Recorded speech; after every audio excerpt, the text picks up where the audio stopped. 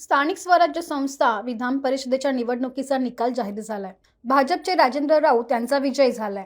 महायुतीच्या विजयानंतर पालकमंत्री जयकुमार गोरे यांनी मोहिते पाटलांवर नाव न घेता अप्रत्यक्षपणे टीका केली आहे। पाहूया। काही लोकांना इगो असतो, काही लोकांना म्हणजे स्वतःच्या ताकदीबद्दल किंबहुना लोकांना गृहीत धरायची सवय असते। तर त्याबद्दल मी अधिकचं बोलावं असं मला वाटत नाही, कारण सध्या जमाना गॉगलचा आहे।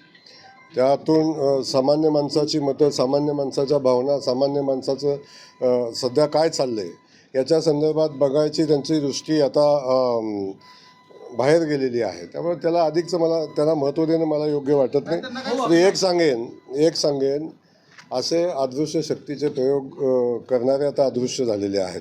त्यांचं या जिल्ह्यातलं अस्तित्व, हे पडलेली मतं हे त्यांच्या कर्तृत्वाने पडलेली नाहीत। जी विचारधारा आहे, विचारधारेच्या विरोधात पडलेली काही मतं आहेत, याचंही पडलेल्या मताचंही कुणी श्रेय घ्यायचं कारण नाही। त्यामुळं या जिल्ह्यातनं अशा शक्ती आता अदृश्य झालेल्या आहेत आणि त्या भविष्यामध्ये त्यांना शोधावे लागेल अशी परिस्थिती आहे। मला अधिकचं त्या संदर्भात खूप बोलून आजच्या विजयाचा जो आनंद आहे तो आता वेगळ्या दिशेनं नेण्याची आवश्यकता नाही। मी पुन्हा भारतीय जनता पक्ष आणि खास करून राजाभाऊ, जो एक आमचा लढवय्या बाजीप्रभू ज्या कार्यकर्त्याला आम्ही संबोधतो, असा राजाभाऊ या निवडणुकीमध्ये उभे राहिले, ज्यांनी पक्षासाठी, नेतृत्वासाठी त्यागाची भूमिका घेतली आणि वेळ पडेल तेव्हा बाजीप्रभूसारखी खिंड लढवण्याची भूमिका घेतली। अशा एका माझ्या सहकार्याला आम्ही न्याय देऊ शकलो। देवेंद्रजींचं मनापासून धन्यवाद, भारतीय जनता पक्षाचं मनापासून धन्यवाद आणि मतदाराचं मनापासून धन्यवाद। आणि आता राजाभाऊ एकदा सन्मानानं आता विधान भवनामध्ये जातील आणि पुन्हा एकदा जनतेच्या सेवेसाठी आपल्या सगळ्यांच्यामध्ये असतील। निवडणुकीमध्ये जानकरांनी आपल्याला मदत केली, मात्र काही दिवसांपूर्वी रामभाऊंनी असं म्हणलेलं आहे की माळशिरस तालुक्यामध्ये मोहिते पाटील आणि जानकर हे आमचे विरोधक असणार आहे। रामभाऊ आणि जानकरांमध्ये समन्वय घडवून आणण्यासाठी त्याच्यामध्ये शंका असायचं बिलकुल कारण नाही। रामभाऊ आमच्या भारतीय जनता पक्षाचा नेता आहे। रामभाऊ भारतीय जनता पक्षाच्या वतीनं माळशिरस तालुक्यामध्ये आणि त्या मतदारसंघामध्ये ताकदीनं काम करतात, तेच आमचं नेतृत्व आहे। त्यामुळं बाकी कुठल्या गोष्टी असतील त्या परिस्थितीमध्ये निवडणुकीच्या अनुषंगानं झालेले आम्हाला दिलेली मदत असेल, त्या मदतीची आम्ही नक्की जाणीव ठेवू। परंतु एक विचारधारा म्हणून, आमचं पक्ष म्हणून आमची भूमिका ठाम आहे, त्याच्यामध्ये कुठली शंका घ्यायचं कारण नाही। 11 ज्या विधान परिषदेच्या निवडणुका झाल्या त्यात महाविकास आघाडीची जी मतं आहेत ते मोठ्या प्रमाणावर फुटल्याचं चित्र दिसतंय।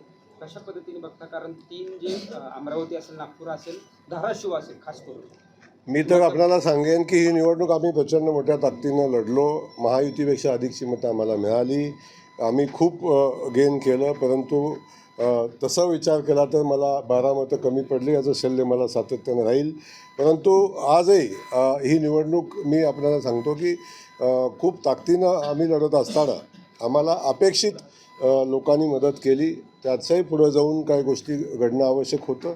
मला वाटतं 10-12 मताचा फरक राहिलेला आहे।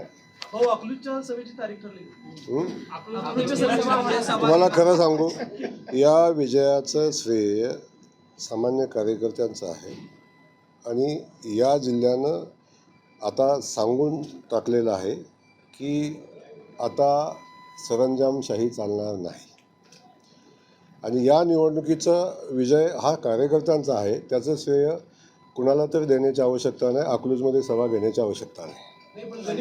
मी आपल्याला सांगतो, अकलूजमध्ये सभा घेण्याची आवश्यकता नाही। योग्य वेळ तेव्हा राजाभाऊ नक्की जातील, त्यावेळेच होईल। पण या विजयासाठी फार मोठा संघर्ष झाला आणि कुणाला काहीतरी मोठं हे करायला लागलं असं काही नाही, कुणाला महत्त्व देण्याची आवश्यकता नाही।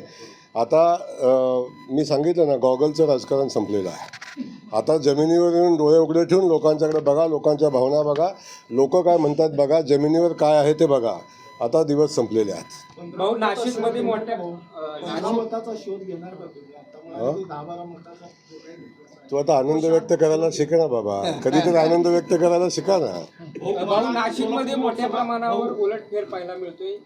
जे गेले आहेत बंडखोर. मला आता सोलापूरच्या विजयाचा आनंद घेऊ द्या, मला सातारा सांगलीच्या विजयाचा आनंद घेऊ द्या, आपण त्याच्यावर नंतर बोलू कुठं काय झालं ते. 13 मतं जे आहेत ते राजाभाऊंच्या कोट्यातले होते ते बाद झालेले आहेत. ते 13 मतांचे काय आता परीक्षा परत घेणार आहेत का तुम्ही? 13 मतं नेमकी बाद कशी झाली? मी तुम्हाला क्लिअर सांगतो की अपेक्षित असणारी आम्हाला 15-16 मतं मिळाली नाहीत, हे सत्य आहे. त्यातली काही मतं बाद झाली हे सत्य आहे. आणि कुणाची अपेक्षित मतं पडली नाही याचे ॲनालिसिस थोड्याच वेळात कंप्लीट होईल आणि ते मी सांगेन. पण तो काही सामुदायिक बोलण्याचा विषय नाही. परंतु मी आपल्याला सांगेन की माझी या निवडणुकीतली अपेक्षा होती 501 मताची, पण ती पूर्ण झाली नाही हे नक्की सांगेन. परंतु म्हणून या विजयाचं महत्त्व कमी होत नाही, मिळालेली मतं कमी नाहीत. आम्ही या विजयाचा आनंदोत्सव साजरा करू आणि आपल्या सगळ्यांचा, खास करून मी माझ्या सगळ्या सहकारी बांधव, चुकून कुणाचं नाव घ्यायचं राहिलं असेल, आमच्या कुर्डवाडीचे आमचे नगराध्यक्ष आहे तिथं आणि काही उबाटाचे लोकांनी आम्हाला मदत केलेली होती. सगळ्यांना धन्यवाद देत असताना मी आपल्यालाही मनापासून धन्यवाद देईन की कायम उघडा डोळे बघा नीट अशा पद्धतीची भूमिका आपण पार पाडली आणि आमचे डोळे कायम उघडं ठेवण्याचं काम आपण केलं, याबद्दल आपल्यालाही मनापासून धन्यवाद.